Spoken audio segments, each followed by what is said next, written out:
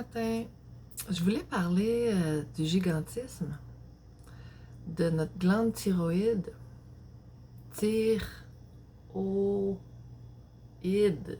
Pas beau.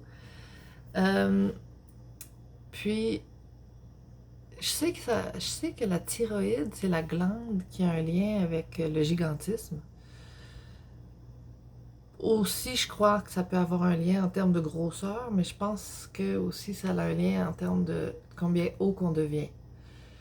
Puis combien, des fois, peut-être laid. Je sais pas si les géants ont tendance à être beaux, là, mais euh, du moins, j'ai lu quelque part, je me rappelle plus si c'est la Bible, je me rappelle plus si c'est les écrits de Benjamin Franklin, mais j'ai lu quelque part que euh, quelqu'un a dit on va faire en sorte où je vais m'assurer qu'ils ne deviennent plus jamais aussi géants,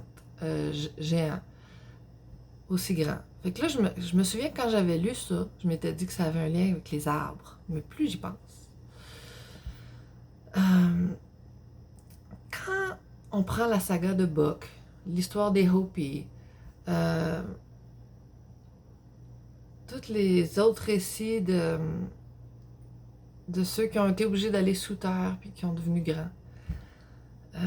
Au fil des milliers d'années, ils sont restés sous terre longtemps. Là. Ça n'a pas été comme 2 mois. Là. Ça a été plutôt comme, selon ben des légendes, genre plus proche du 12 000 ans ou plusieurs milliers d'années. Puis, ils ont changé leur génétique parce qu'ils n'étaient plus en contact avec le soleil, avec l'air, mais ils n'étaient plus non plus en contact avec les rations de ce qu'on a dans nos villes et tout ça. T'sais. Faut pas s'imaginer que ceux d'avant, il n'y avait pas un monde civilisé comme nous, là, puis développé. Probablement que oui. Fait que, moi, je me demande si le fait qu'il y ait de l'iode dans notre sel systématiquement, le sel de table est iodé systématiquement, si c'est pas d'abord pour prévenir le gigantisme. Fait que c'est la question que je lance, puis ça va être une recherche que je vais pousser éventuellement. Là, j'ai pas,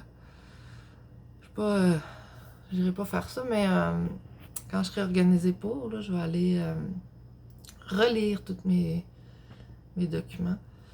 Puis peut-être checker la Bible. Puis, mais en tout cas, la thyroïde, l'iode, l'iode est là pour s'assurer qu'on ne devienne pas des géants hideux.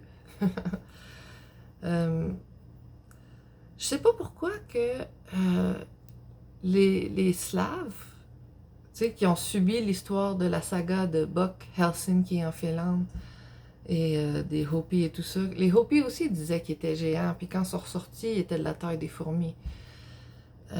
Mais ce qui est sûr, c'est que les gens slaves sont encore un peu tendance à être plus grands que les autres. Plus pâles, les yeux plus pâles, les cheveux plus pâles, le teint plus pâle, mais aussi plus grand. Puis ouais, je lance cette question-là si jamais quelqu'un fouille avant moi au niveau de l'iode. Mais c'est pour... je sais pas, ils sont pas laids par exemple, ils sont beaux les Slaves d'aujourd'hui. Donc, est-ce que le gigantisme, c'est absolument nécessairement, on devient hideux quand, par hasard, on devient géant parce que, je sais pas moi, notre mère, elle nous donnait pas de sel iodé ou elle n'en mangeait pas ou notre grand-mère en mangeait pas ou combien de générations ça affecte l'iode qu'on consomme toute une vie avec le sel de table? Mystère et boule d'iode. Bonne journée.